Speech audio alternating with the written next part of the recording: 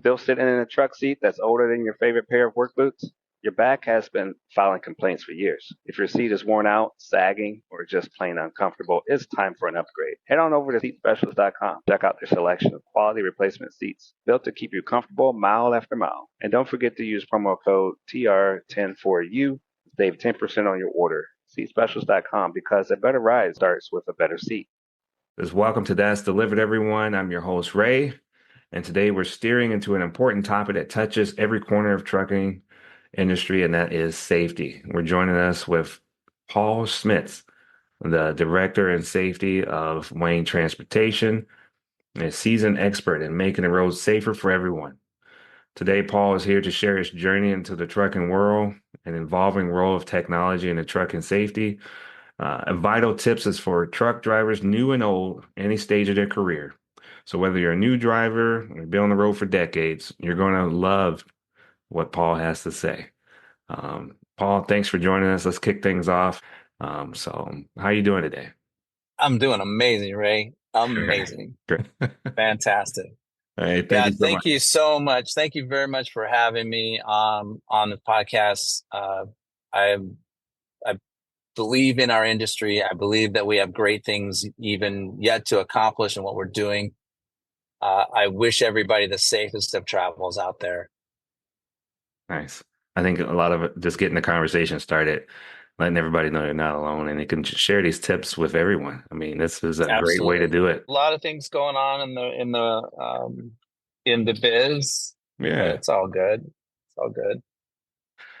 So yeah, just kind of get a background of what's going on and what drew you into this field of truck driving and safety.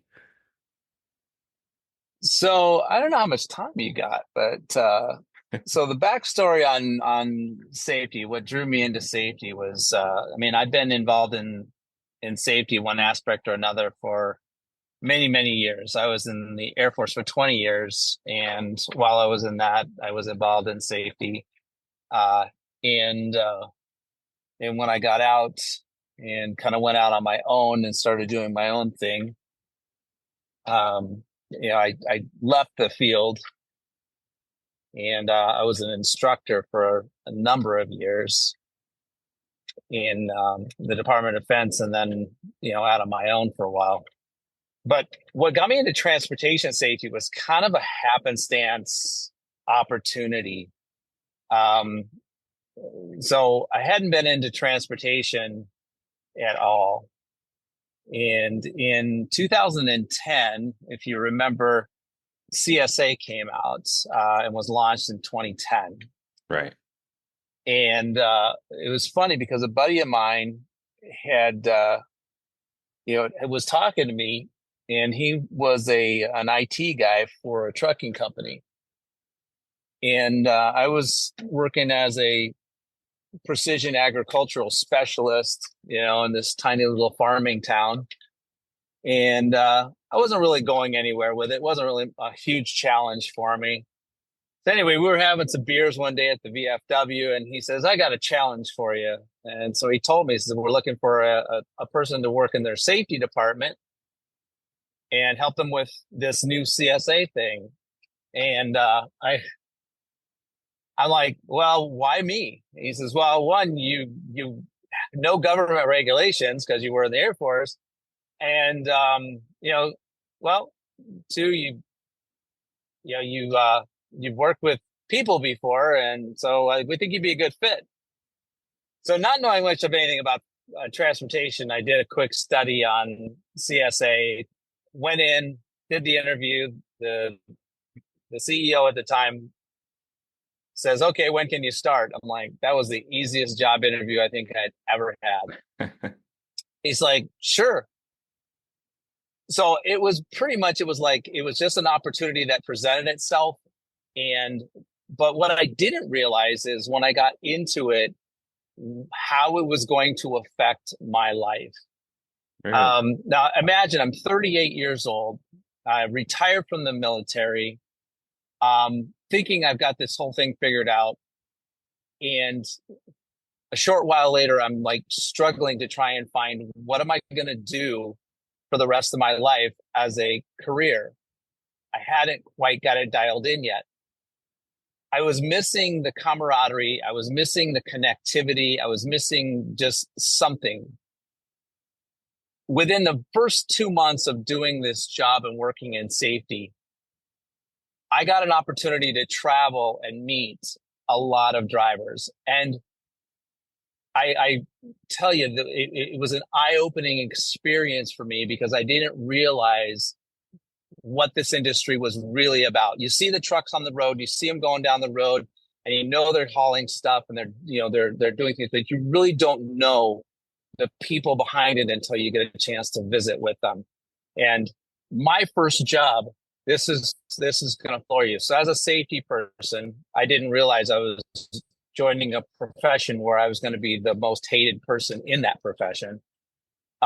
But yeah, I mean, the drivers automatically don't like you. The operations people don't like you. It's like, but my first job was actually to go around to all the different terminals of this brand new company, brand new job within 30 days. And because I was good with computers, my job was to turn down the speed limiters of every truck in the fleet to 65 miles an hour, no matter where they were at. My job was to go around to the different terminals and turn the speed limiters down to 65. So imagine for a moment how popular I was. Yeah. Okay. So anyway, that does change things. I mean, it does change things. Yeah. Yeah. I'm changing their limits, and I'm not a hero at that point. I'm worse. I'm an enemy because I'm slowing them down. Yep. Productivity and everything. Yeah. I mean, I wasn't very popular. So, I needed to figure out what was going on. So what I did was I basically handed over the computer, even though it was, my job to do this. I handed that responsibility over to the terminal managers and the shops. I said, here's a computer. You guys do this.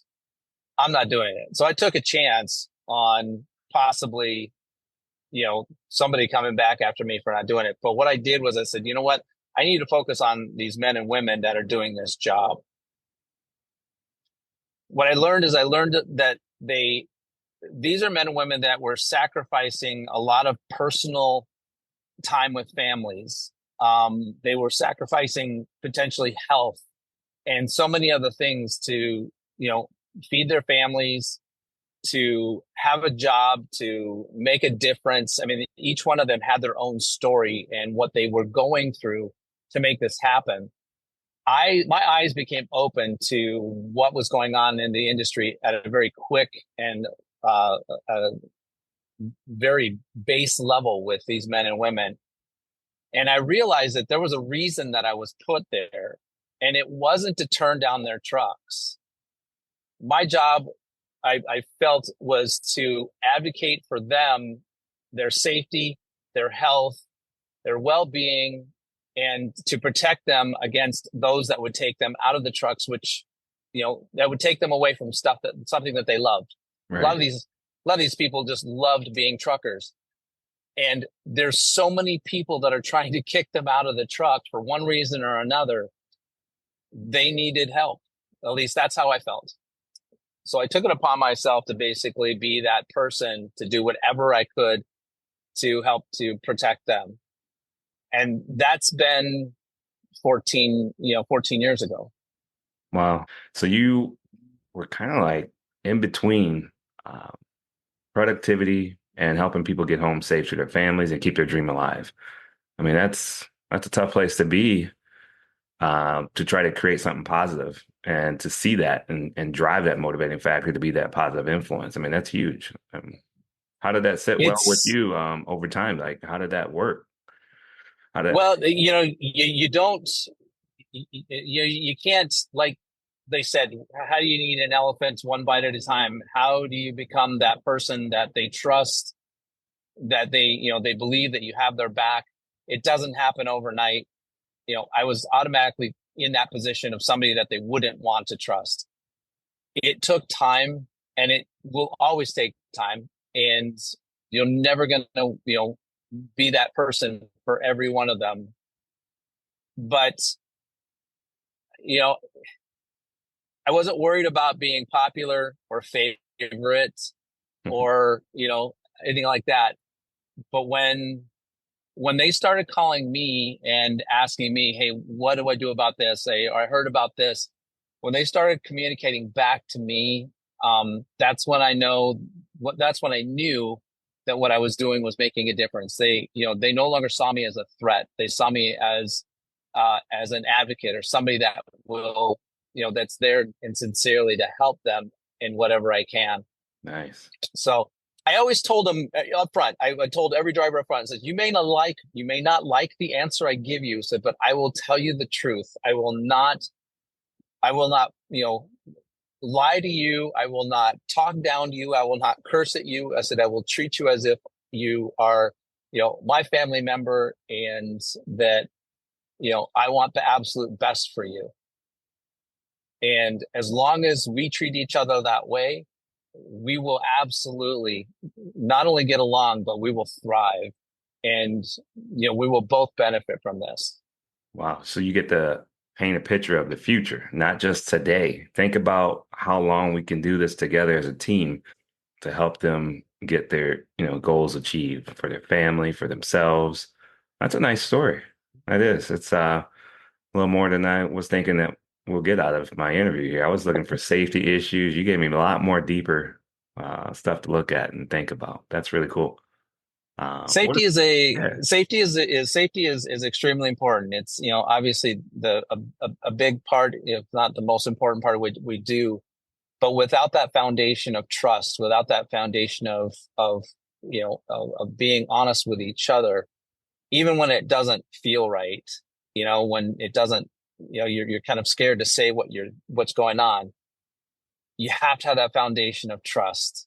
And that by all means is so important, because with that, the safety actually comes easy. I see. To me, it comes easy. So it's a relationship with each individual on the road when you're out there. It's Yeah. really the backbone, the spinal cord of the trucking industry. That makes sense. That makes a lot of sense because, you think about these autonomous vehicles, they don't have that trust. They don't have that No. established relationship with the community. So how nice it's to see that aspect, break that all down for people to understand. What are some of the common safety issues you encounter in the industry, like on a day-to-day basis? What's some of the, it could be simple or complex? Yeah. So from a safety standpoint, I think our drivers nowadays, their biggest challenge out there is mental. It's a very big mental game now. And this is what I'm getting, is dealing with the American motoring public and the fast-paced life that we've all grown into over a period of time. I mean, you think back, a decade or so ago, it was not much, and now society that it's more a mental game out there, and Mm-hmm. and you can probably identify with this as a driver, right? It's a Yes, mental game. absolutely. I mean, you get in that truck, you get behind the wheel, you strap yourself in, and you hope and pray that at the end of the day, nobody hits you, you hit nobody. You get home with everything that you started with. It's a battle. It is definitely a war zone out there, that you guys, put on every single day to, make it through. And it's coming from every direction. So from a safety standpoint, that's probably one of the biggest things.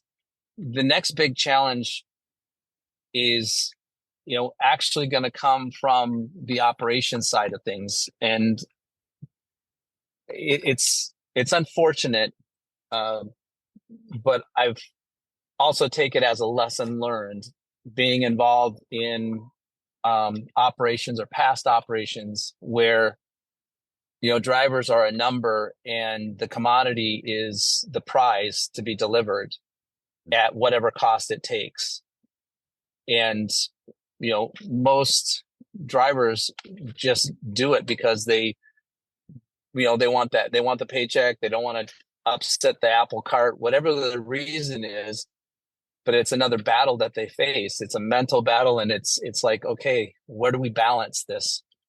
And it's pretty sad. I was on the phone today with a driver brand new guy, only been driving this year, and he was applying, or he was reaching out to our company to get a job. And he knew that we had a 2-year minimum hiring, but he reached out anyway. And my hiring manager got on the phone with him, and he found out that the guy was being told to use personal conveyance in a manner that it shouldn't be using it. So my hiring manager reached out to me and says, "Hey, can you get on a conference call with me with this guy and kind of walk him through it?" So I did. And we had I basically got on the phone with him, and I walked him through, his scenario. And I said, "What they're asking you to do is not right. It could get you in trouble." I said, "What I'm going to do is I'm going to send you some publications from the FMCSA and the DOT."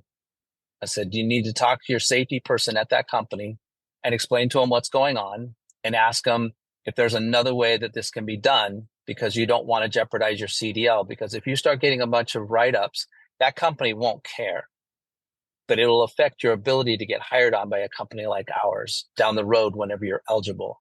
I said, "The first 2 years of your CDL career, your truck driving career, are critical to maintain as best you can a clean record, because companies like us want that. We look for people like you because we want you to come in. We want you to be able to start fresh and do a really great job." So, but they're putting you at risk.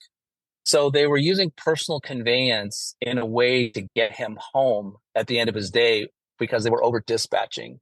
They were giving him more work to do than he legally could get done in his 14 hours. Instead of using a 16-hour rule once a week, or something that was okay and eligible to be used within the regulations, they were pushing him to use a personal conveyance.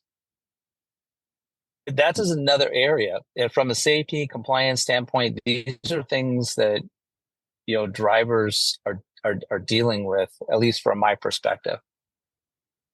Oh, yeah. I mean, that's huge. I mean, not alone just on that, but the other question I was having is, how does technology change the landscape of trucking safety since you started? I mean, just that, distraction. I mean, that's huge lately. What's your take on that? Yeah, I agree with you. Where technology has definitely made a lot of our stuff more efficient, and easier to keep track of and look at how we're doing. It definitely has also added to the side of distraction for not only drivers, but pretty much everybody. So it's a matter of changing your discipline level and understanding what those are, and how to interact with those technologies. I mean, take the ELD, for example. I mean, the ELD, AOBRD, from way back when. I mean, these things have been around for a long time. Okay. This isn't really anything new. What's new is the fact that the government finally said, "Okay, we're done playing around with it. Now you have no choice to use it."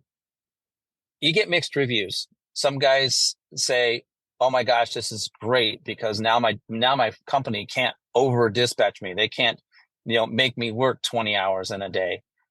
I find that pretty sad. Pretty sad that companies were doing that, number one, and number two, that's the reason. You know, on the other hand, you got guys that still want to be able to do that paper log and run it the way they want to run it. And do I fault them? Not really. I mean, if they're operating safely and they know when to get themselves off the road whenever they're tired, everybody's different. Why should we have to be pigeonholed into all the same set of rules when it's not always going to work? I got guys that'll call me up and I know they've had plenty of rest, but their clock says, "Sorry, you can't move." Well, Yeah. how frustrating is that? Yeah. Yeah, it is. But then you got cameras. Oh my gosh, let's watch what everybody's doing. Uh, yeah, it's something else because then people try to escape the camera, and the Oh my camera's supposed gosh. to help them, but then the camera is actually making them react differently. And man, I'm on the fence about the camera, especially if it's looking at the driver. Yeah. I don't mind the outward one, but the inward facing is still controversial, I guess. So one of the things that now I've been working with dash cameras for, oh my gosh, well, most of the 14, probably at least a decade or more. Anyway, one of the things that I looked at cameras, dash cameras, is how they're deployed. So many companies will take and use the dash camera as a disciplinary tool. They're looking to try and find something wrong. They want to find something wrong. And so, when it comes to that, that's why the drivers don't like them. And I get it. They don't like them because that's Big Brother getting ready to smack them across the head saying, why'd you do that? Why'd you do that? Do you know you're doing that? Like, yeah, well, the driver knows because you guys are behind the wheel. It's not like you didn't experience it. Yeah, we know exactly what we're doing. So to find a system that you can use that allows you to give transparency to the driver and give them the opportunity to make themselves the best they can, and then set it up in that way, gives them the power to do what they should be doing to start with, which is what they're, what you're paid to do.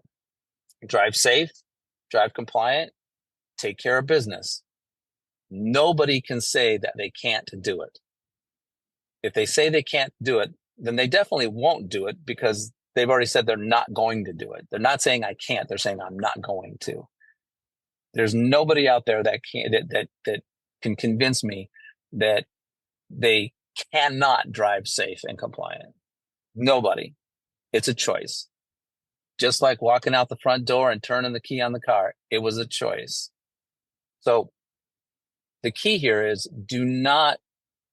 in any transportation company, they should not be forcing these things. Put the camera there to protect the driver. Put the camera there to protect the company. If something comes up, the driver should know about it. Let them have that ability. There are systems out there like the one that we use that allow the driver to see complete visibility of their driving habits, and give them that opportunity to make any corrections they feel are necessary. It's an amazing tool that has the ability to coach without having someone like me physically on the phone and talking with the driver. Right. I agree with that. Yeah. The days of, calling a driver because he sneezed or because, he looked over at something that looked like it might be a cell phone, Yeah. There's human beings behind the wheel, and you have to understand and remember that. And so I think the problem is so many companies forget. They forget. Yeah. It's crazy. Yeah, that's true. So what advice would you give new truckers? You mentioned one that you had just starting out in their careers. I mean, I know that's on that particular scale. So just to kind of blanket that, what would you say to them? So if you're a driver just getting your CDL or thinking about getting your CDL and going into this career field, the first thing that I would probably caution you is if it's definitely something you want to do. All right. It's either it's in your family, in your blood, or you're like, you know what? I'm tired of doing everything else. I can make some great money doing trucking. This is what I'm going to do. First of all, do your homework on, who you would work for. Talk to the drivers that work for the company. That's usually an excellent source of information, not the end all beat all. That's not where you stop. You check in safety records. All right. All that stuff is accessible online. Online. How would you just go CSA first, or would you go? So you can do safer stats and then look up the company, get their DOT numbers. DOT numbers are public. You can look up all their records and see what kind of scores they've got. If they've got unsafe driving scores that are high, if they've got, crashes, or if they got maintenance scores that are high, you really be careful about who you sign on with. The other thing is, get a list of questions to ask. They're going to interview you. There's nothing that says that you can't ask them questions. What's the question you would ask? Well, I would definitely ask. So if, I'm allowed to have, I can work up to 14 hours. Here's one question. I know the government lets me work up to 14 hours and drive up to 11 in that 14. I know that that's part of it. What does your company require? Do I have to work a full 14-hour day, or is a 12-hour day good? What happens if I get too much work in a day to get it done. What does your company expect me to do with that time? And do you have any policies or procedures that outline that? You know, Nice. I would ask that not just of the safety people, but I would also ask it of the terminal managers and say, well, where would I be working? And interview the terminal manager. And you do it in a very respectful manner, because if you do get a shot in that, many of these people are going to be like, I don't want to deal with this guy. He's asking too many questions. Well, you know what? Yeah. You ask the questions because you deserve to know the answers of what you're getting into. Nice. So many drivers, when they're in our orientation, I'll ask them some questions. So, what are you going to be doing here? I'll already know the answer, but a lot of times they'll be like, well, I think I'm going to be hauling X, Y, and Z. I'm like, you don't know? Didn't you didn't you go through that? I think people are way too trusting. It's funny how drivers can be so skeptical and so fearful of people like me, but they won't be skeptical and fearful of who else might be out there that could really hurt them and their career. Someone like me, I'm not out to hurt anybody. With the operation side, if it's not set up correctly with, safety and compliance in mind, they can trash a driver and that driver will be gone and it won't matter to them. Wow. And they won't even realize it's happening until, a few months in, and they're sitting there with a pile of DOT violations on their CSA score. And then they go try and get a job with another company, and that company goes, sorry, we can't hire you. You just got too many things on your record. Or it's even worse, they're not alive or they're serving time. I mean, there's plenty of cases that hit the news. Oh my gosh. Yeah. It gets worse from there. Yeah. No, I would tell any future drivers, do your due diligence. Don't just jump behind the wheel of a truck just because they're offering you a huge pile of money or a sign-on bonus or whatever. Pick the company carefully and do everything you can to keep that CDL clean.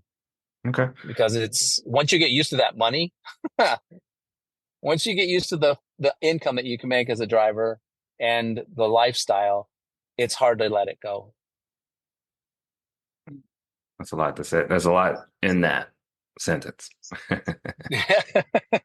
Yeah. Well, so what would you say about the seasoned driver, the seasoned trucker who might become complacent after years on the road? Let's get off the new driver and think about that guy that's been doing it for some time. What do you think about that? So your seasoned veterans come in a wide variety. Okay, right? Where would you put the bar at for us to say you're somewhat seasoned? That's just it. It's just it. I mean, you could become seasoned in a matter of a few years, right? Depending on what you're doing and who you're with. Huh. Because here's the thing. When you're doing something like driving and you're in and out of traffic, you're in and out of docks, or you're, loading, unloading, these things happen. You pick up or you develop these habits and they stick. And they become your reality, good, bad, or indifferent. It doesn't matter. They're your reality. So a seasoned person could be at any level in my mind. It just depends on when they get themselves settled into a rhythm and they're seemingly doing the same thing, or how they're doing it is seemingly the same. When I'm looking at somebody down the road of like a decade, 2 decades in of driving, one of the questions I kind of jokingly ask, but at the same time, I'm very serious. Like, so, how long you've been driving? They tell me. I'm like, wow. So that's amazing. So congratulations. That's wonderful. You made it that far. And, we get into the conversation. I said, well, do you feel like you've learned everything and you've got everything dialed in and there's nothing you could ever learn on what you're doing? I'm looking for that answer. That answer tells me whether or not they're going to be open and receptive to anything that may come at them while they're with me and with the company that I'm with. Because we never stop learning. We never stop evolving. We never stop getting our chance to get better. We choose when that time happens. And when we choose to stop that process, that's when we're done. We're done. If you don't think that you can be even slightly better each day, each week, then what's left? What's left? You're just going through the motions. Who wants to just go through the motions? Yeah. The reward is looking back and going, that's where I was. Look where I'm at now. I like And helping that next person. I look for the seasoned veterans to be the mentors. But what I've found in many cases is I've had young men in their 20s that have come along in trucking, and maybe it's in their family upbringing or something along those lines, but I've seen them outshine, 20 and 30-year drivers that thought they had it all figured out. Their attitude, their maturity, their communication, their humbleness, the fact that, they don't puff their chest out. They're like, hey, this is who it is. Great people, down to earth. Wow. Yeah, that's yeah, you hit the points. I like it. What would you say would share as an experience or a story of where safety protocols may have made a significant difference in the potential prevention of a disaster? Firsthand, Wow, seeing it that's a lot. That's a lot all in one. firsthand. But no. So when it comes to like gosh, there's so many different stories. There's so many different things that I've experienced in my 14 years. Um, I mean, head-on collisions. Yeah, Um, was probably one of the hardest things that I've dealt with, and working with drivers to either get through that or not get through that. yeah. Fatalities. Mm, Um, the biggest thing that has helped me is understanding that as a person in the military and going through what I've experienced and being a part of the trucking industry, there's a parallel there. There's brothers in arms. There's that I really would like to understand and believe that any driver would help any other driver out. It's that camaraderie. It's that hey, we're soldiers in the field together. Because I right. do believe that truck drivers are basically just warriors in disguise, but they're human.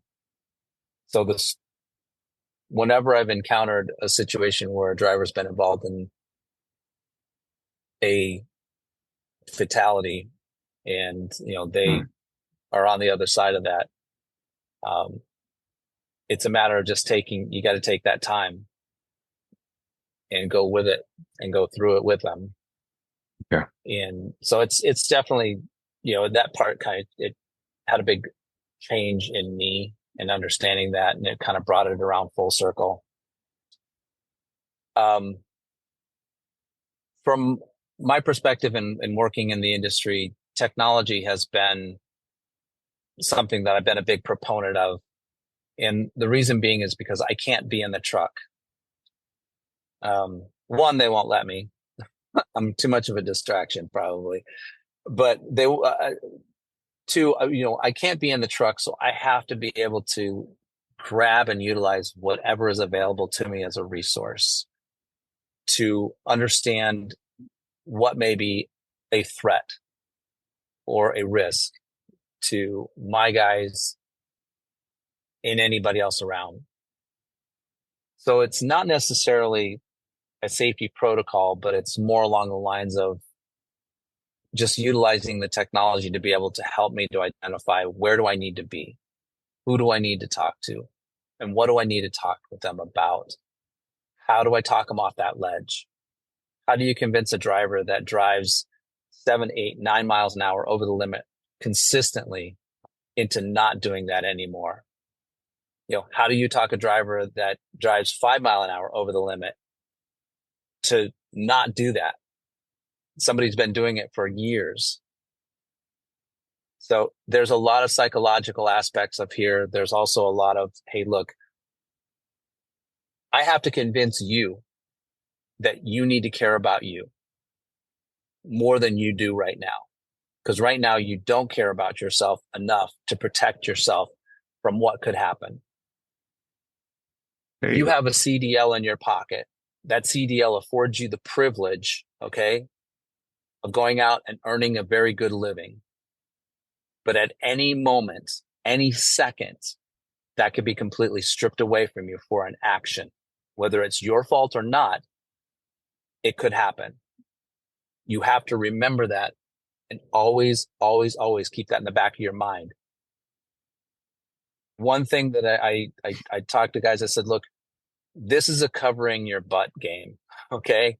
You play the what if game and then you cover your butt no matter what you do, because as soon as you quit, you leave yourself open.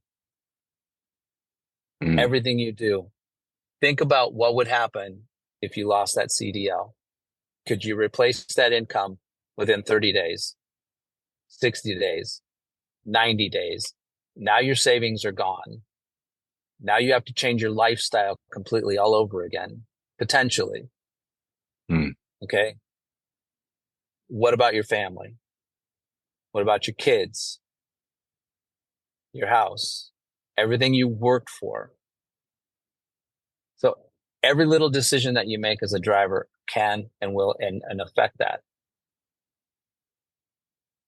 Nice. So Yeah, I'm going deep. I'm going deep, man. I It's like the only it. way I know how to go. That's the only way I do. Yeah, it's definitely, I think, the best way to go. So how can truckers avoid those types of situations? What's a takeaway that you will give them as a gift to avoid situations where they're compromised with safety? So each person that goes out there has choices to make. Would you agree? Heck yeah. Okay. So when you go out that door and you get behind the wheel, whether you're in a truck, car, it doesn't really matter.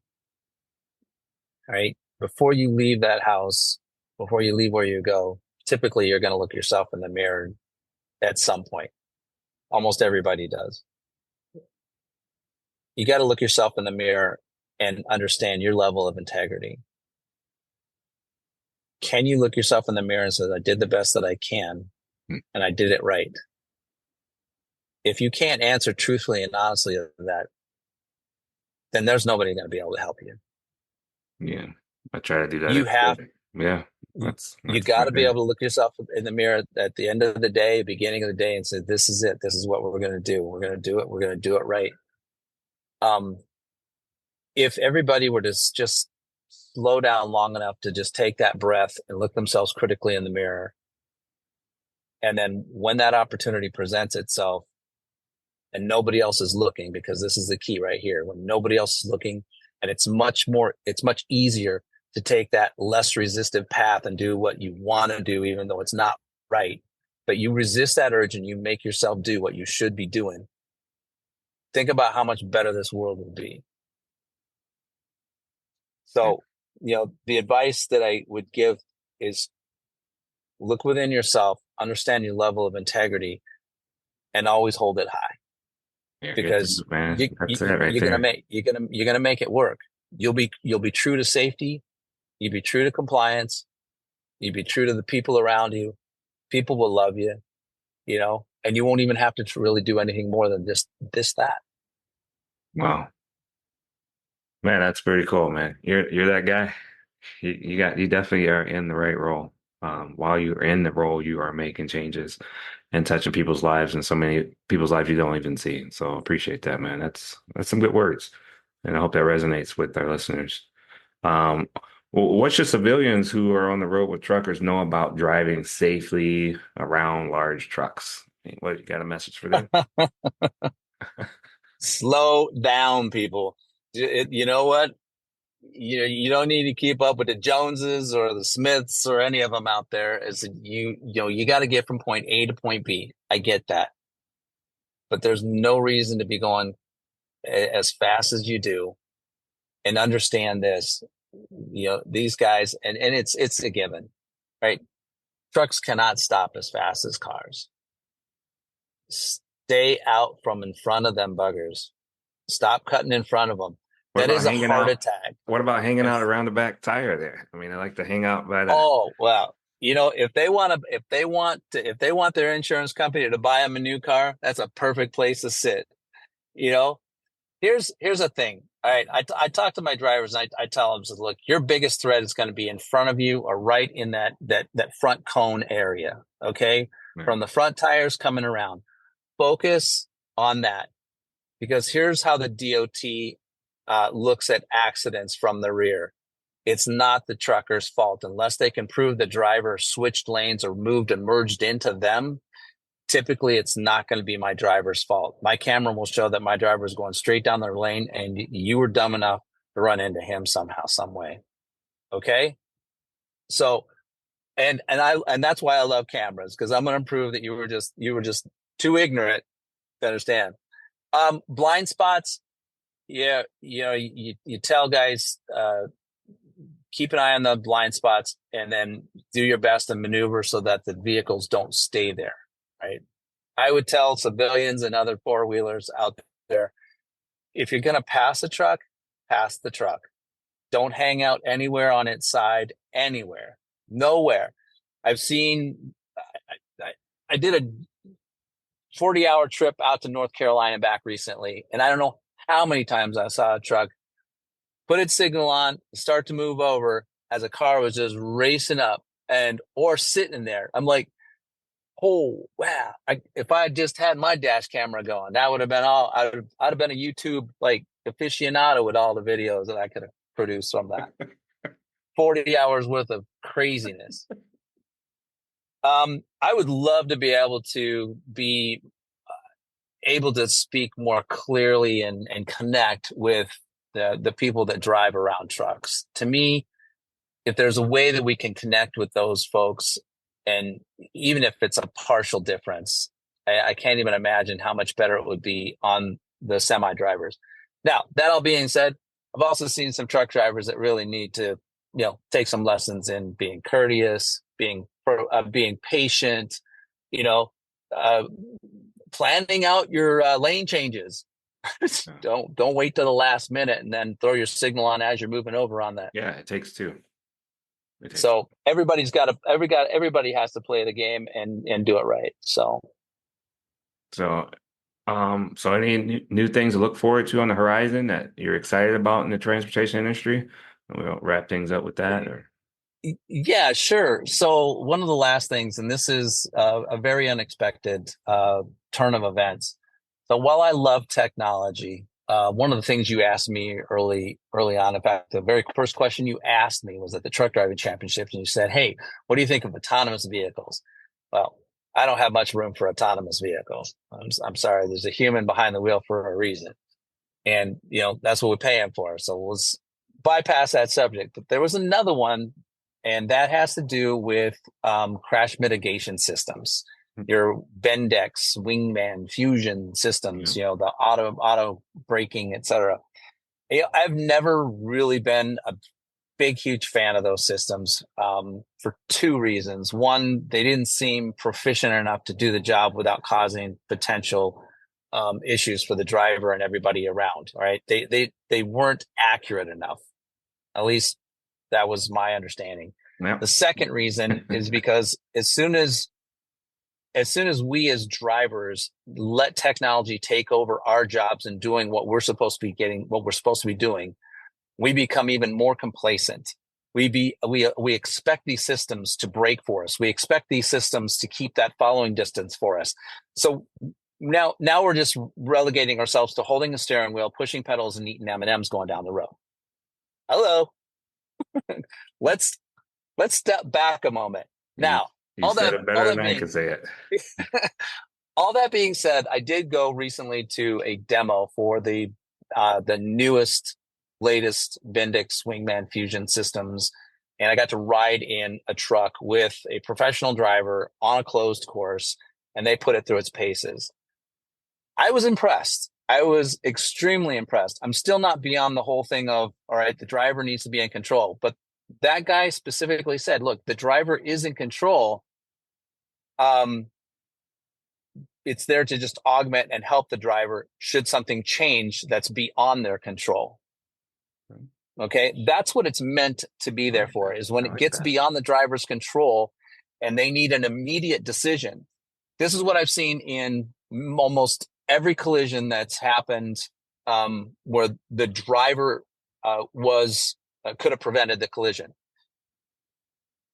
In the stopping process, you have perception, then you have reaction, and then you have the rest of the braking process, right? Everybody knows that. If you've studied anything about stopping distance and getting a truck stopped or anything stopped, it's a perception. So first you have to see what's going on, recognize that you need to take an action, and then react.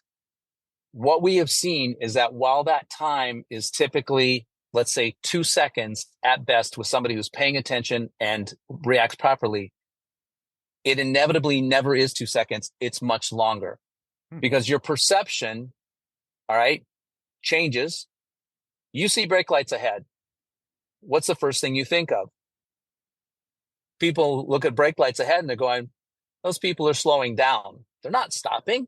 Oh, Ray, they're slowing down. They're not going to stop. Prepare to stop. Yeah, prepare to stop. So if I'm at 3 seconds of following distance and I'm thinking they're going to stop or slow down, my reaction is going to be even slower to happen, and it's not going to be enough to prevent that collision. So the perception, the reaction. So basically, these systems will take over when that decision needs to be made now. And the driver didn't make that decision properly. You see where I'm going? Yeah, I agree with that. It's just, I hope that they're accurate, like you said before. That if it's nothing there and it does it, that's the new system. And I'm not promoting this, but what I witnessed was going down the road, okay, and the simulation was there was a car in front of him, okay, and he was supposed to be able to get stopped. At the last minute, the driver had to swerve out of the way to miss the car because the system did not brake. Ooh. And I'm like, what happened?